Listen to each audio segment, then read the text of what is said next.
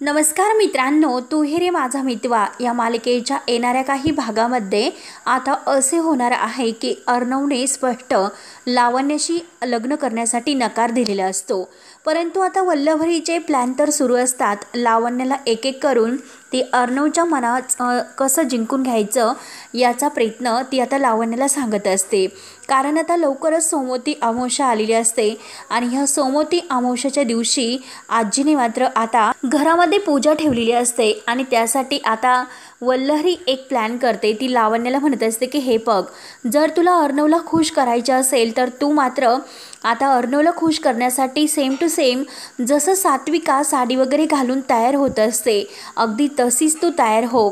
आणि जर तू अशा वेशामध्ये तयार होऊन सोमवती अमावस्येची पूजा केली तर मात्र अर्णव नक्की तुझ्यावर खुश होईल, कारण तुझ्यामध्ये त्याला त्याच्या आईचं रूप दिसेल। आणि यावर्षीची जी पूजा आहे तर ती आजीने ठरवली असते की चिंटू आणि लावण्या या दोघांच्या हाताने करायची आहे। परंतु आता मात्र होणार काही वेगळं असतं। आता अविनाश मामा आणि अंजली या दोघांना हे मान्य नाही, कारण ही पूजा मात्र लावण्य आणि अर्णव या दोघांच्या हाताने व्हायला नकोय। तर ही पूजा ईश्वरी आणि अर्णव या दोघांच्या हाताने होण्यासाठी आता अविनाश मामा आणि अंजली प्लॅन करणार असतात। तेव्हा आता लावण्य इतकी छान तयार तर होणार असते, परंतु आता अर्णव जी काही आता त्याच्या आईची वेशभूषा करणाऱ्या लावण्याला कसं आता घराच्या बाहेर काढतो, कारण तो आता इतका रागवणार असतो। लावण्याला तिची जागा दाखवून देणार असतो की तुला हक्कच कोणी दिला माझ्या आईची वेशभूषा करण्यासाठी। म्हणून आता आजीने लावण्याला तयार करण्यासाठी ईश्वरीवर ती जबाबदारी सोपवलेली असते। परंतु आता ईश्वरी इतकी टेन्शनमध्ये येते की तिला काहीच कळत नसतं की लावण्य मॅडमला कसे तयार करायचे। लावण्य मॅडम तर एकदम रागीट आहे, थोडंसं सुद्धा ते ऐकून घ्यायला तयार नसतात। मग आता सात्विका मॅडमचा जो काही आता वेश आहे तर तो लावण्य मॅडम कसा करू शकतात, कारण जे सात्विका मॅडममध्ये गुण आणि जे काही हावभाव आहे तर ते लावण्यामध्ये थोडेसे सुद्धा दिसून येत नाही। कारण आता लावण्य अर्णवला पसंतच नसते, म्हणून तो आता इतका लावण्यावर भडकणार असतो। तेव्हा आता वल्लरीचा आणि लावण्याचा या पूजेमध्ये कसा जळफळाट होतो आणि त्यांना जे काही अगदी बळजबरीने ही पूजा अर्णवच्या हातून आणि लावण्याच्या हातून जी काही करून घेण्याची इच्छा आहे तर ती मात्र आता अंजली आणि अविनाश मामा, ईश्वरी आणि अर्णव या दोघांकडून कशी करून घेतात हे आपण या व्हिडिओमध्ये बघणार आहोत। तेव्हा आता मित्रांनो, हा व्हिडिओ शेवटपर्यंत नक्की बघत राहा आणि जर तुम्ही आपल्या चॅनलवर नवीन असाल तर आपल्या चॅनलला नक्की सबस्क्राईब करत राहा। तेव्हा मित्रांनो, आता हे बघा की राकेशचं जे सत्य आहे तर ते लवकरच आता ईश्वरीसमोर येणार आहे। कारण ह्या सोमवती अमावस्याला जे काही अंजली आणि अविनाश मामा या दोघांनी प्लॅन केलेला असतो, तर आता अंजली राकेशला फोन करते, हे बघा तुम्हाला आता या पूजेसाठी यावेच लागेल, कारण ही पूजा जोडीने केली जाते आणि आपल्यालासुद्धा आता ही पूजा करायची आहे। त्यामुळे मात्र आता काही झाले तरी आता तुम्हाला यावंच लागेल। आता राकेश तर इतका घाबरलेला असतो, कारण ईश्वरी त्याच्यासमोर आलेली असते, परंतु देवकृपेने तो त्यातून वाचलेला असतो। आणि आता आजीने तर ही मोठी जबाबदारी अंजलीवर सोपवलेली असते आणि ईश्वरीवर। काही झाले तरी चिंटू आणि लावण्य ही दोघं एकत्र यायला हवे। ईश्वरी आता विचार करते, आजीचं जे काही म्हणणं आहे तर ते करण्याचा अगदी ती प्रयत्न करणार असते। अर्णवला मात्र आता ईश्वरीवर अगदी विश्वास असतो, तो ईश्वरीकडेच अगदी सारखा बघत असतो। परंतु ईश्वरी अर्णवपासून दूर जाण्याचा प्रयत्न करत असते, कारण आजीचं मन मोडायला नकोय म्हणून आता हा त्यांनी निर्णय घेतलेला असतो। परंतु किती काही झाले तरी लावण्याला या घरातून बाहेर काढण्याचा प्लॅन मात्र अंजली आणि अविनाश मामा या दोघांचा असतो। परंतु आता मात्र ह्या पूजेमध्ये ईश्वरी आता अगदी सेम टू सेम साडी वगैरे घालून अगदी तिच्या चेहऱ्यावर जे भाव आहे, जे सात्विकाच्या चेहऱ्यावर भाव असतात तर तेच भाव आपल्या ईश्वरीच्या चेहऱ्यावर आता अर्णवला दिसणार असतात। कारण आता आजीने आता ह्या ईश्वरीला सांगितलेलं असतं की घरामध्ये पूजा आहे आणि त्यासाठी तू लावण्याला तर तयार कर, परंतु चिंटूलासुद्धा लावण्यासोबत पूजा करण्यासाठी तयार कर।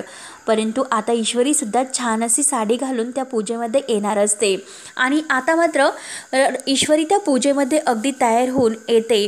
परंतु आता तेथे राकेश असतो. राकेश लगेच आता बाजूला जाऊन लपलेला असतो. ईश्वरीपासून आता कसं आणि कुठे निघून जायचे याचे त्याला खूप टेन्शन असते. म्हणून तो आता ईश्वरीला काढून देण्यासाठी एक प्लॅन करतो.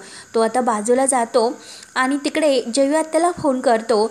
जयू आत्याला म्हणत असतो की तुम्ही आत्ताच्या आत्ता ईश्वरीला घरी बोलावून घ्या, कारण ईश्वरीला आता जे काही माझे म्हणजे आई आणि वडील आहे तर ते बघण्यासाठी येतील. कारण जयू आत्याने आता राकेशबरोबर ईश्वरीचं लग्न करण्यासाठी ठरवलेलं असतं. परंतु आता जयू आत्या जेव्हा ईश्वरीला फोन करण्याचा प्रयत्न करत असते, परंतु जयू आत्याचा फोन काही ईश्वरी घेत नसते.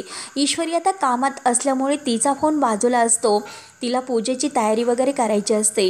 तेव्हा आता ईश्वरीतील ते साडीचे रूप बघून अर्णव आणखीनच तिच्यावर खुश होतो. परंतु लावण्याने जी काही स्टाईल केलेली आहे तर ती बघून मात्र अर्णवला खूप राग येतो.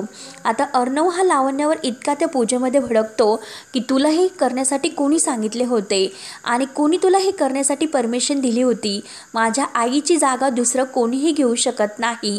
आज मात्र माझ्या आईच्या चेहऱ्यावरचे जे भाव आहे ते फक्त मी मिस इंदोरमध्ये बघतोय आणि तुमच्यामध्ये असे कोणतेही लावण्या भाव नाही.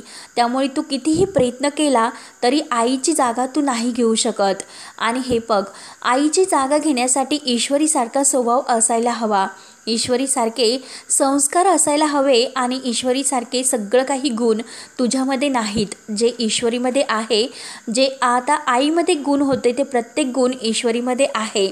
त्यामुळे आता आईला साजेशी अशी परफेक्ट फक्त मिस इंदोरच असू शकते.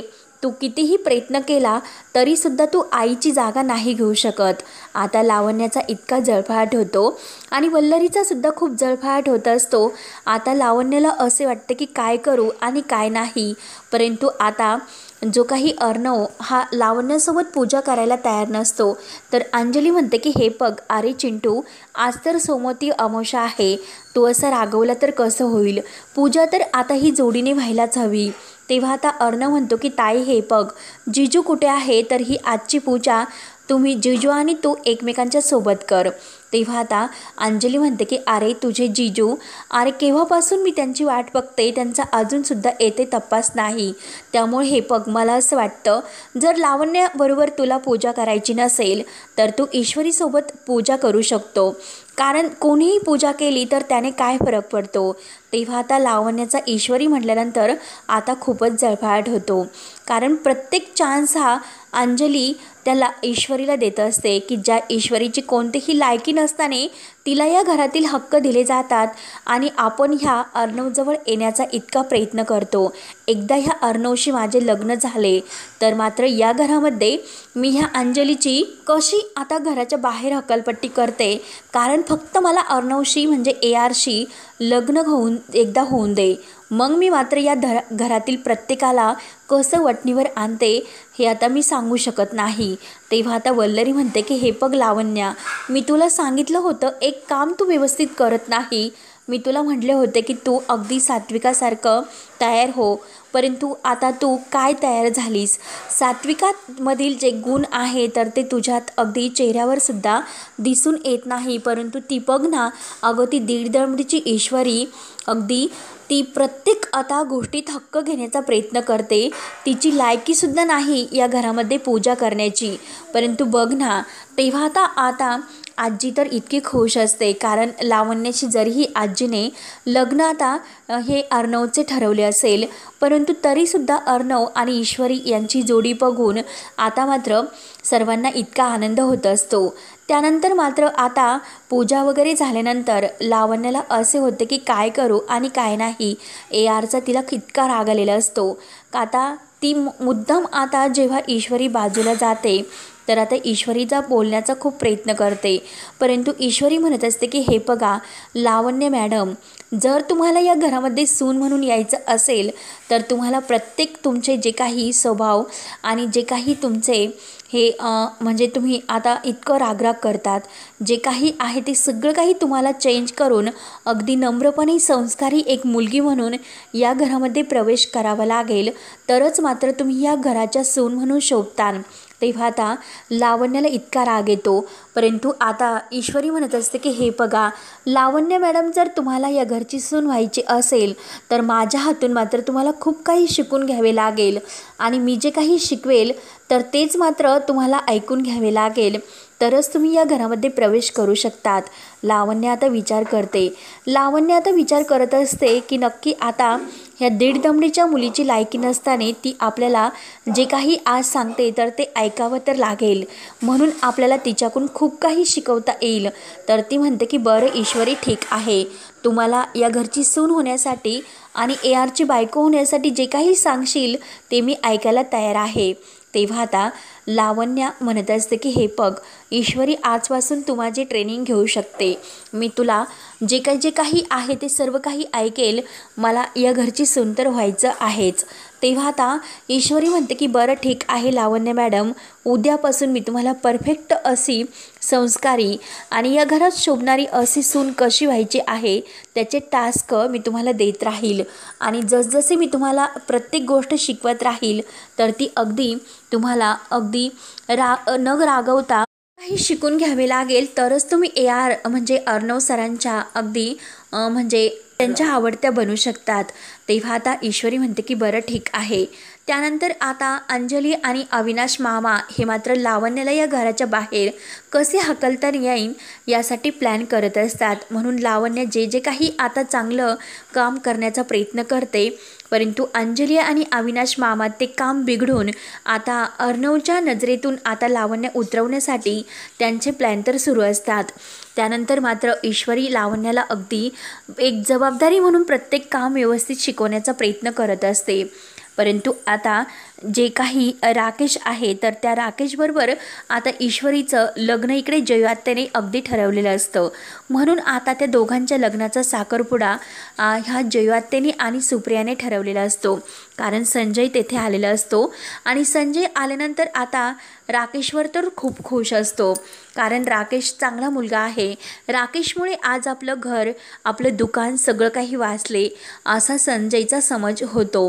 परंतु आता संजयसुद्धा या लग्नासाठी परवानगी तर देतो, परंतु जेव्हा आता हा साखरपुडा होणार असतो त्यानंतर मात्र आता जे संजयसमोर राकेशचं खरं रूप येणार असते आणि तेव्हा या ईश्वरी आणि राकेशचं जे काही आहे तर ते संजय कसा तो साखरपुडा मोडतो आणि ह्या वटपौर्णिमेच्या सणाच्या दिवशी अंजलीने जे काही राकेशसाठी व्रत केलेलं आहे तर त्या व्रताच्या दिवशी कसा एक भयानक सत्याचा उलगडा होऊन राकेशचा खरा चेहरा ईश्वरी समोर येतो आणि ईश्वरीने जेव्हा राकेशचा खरा चेहरा ओळखून राकेशला कसा धडा शिकवलेला असतो आणि त्याच्याशी जो काही साखरपुडा झालेला आहे तर त्याच्या जी काही साखरपुड्याची अंगठी आहे तर ती अंगठी ती फेकून देऊन जे काही राकेशची जमलेला साखरपुडा आहे तो साखरपुडा ती मोडून टाकते आणि राकेशचे असणारे संबंधसुद्धा तोडते.